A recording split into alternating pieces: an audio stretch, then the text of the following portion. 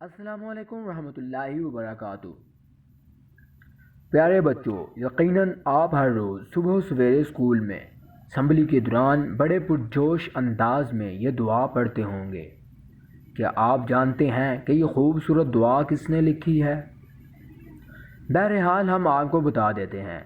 یہ خوبصورت دعا ہمارے قومی شاعر مفکر پاکستان ڈاکٹر علامہ محمد اقبال نے آج سے تقریباً 1 صدی قبل آپ جیسے پیارے پیارے بچوں کے لیے لکھی تھی۔ اس کے علاوہ انہوں نے بڑے لوگوں کے لیے بھی بے شمار نظمیں لکھی ہیں۔ ان نظموں کے ذریعے بڑے صغیر کے مسلمانوں کو آزادی کا احساس دلایا اور انہیں سمجھایا کہ مسلسل محنت، ثابت قدمی اور پختہ یقین سے ہر چیز حاصل کی جا سکتی ہے۔ علامہ اقبال 9 نومبر 1877 کو سیالکوٹ میں پیدا ہوئے۔ آپ بچپن سے ہی نہایت ذہین اور اسلامی ذہن کے حامل تھے۔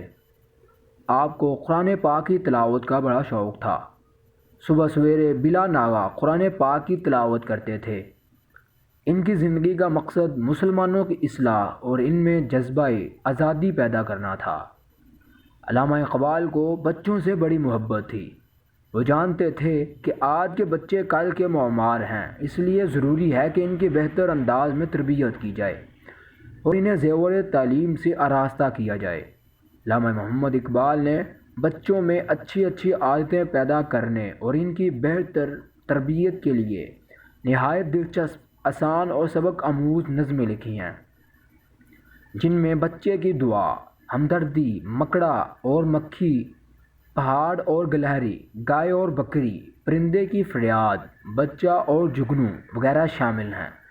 یہ تمام نظمیں ان کے پہلے مجموعہ کلام بانگ دارا میں شامل ہیں۔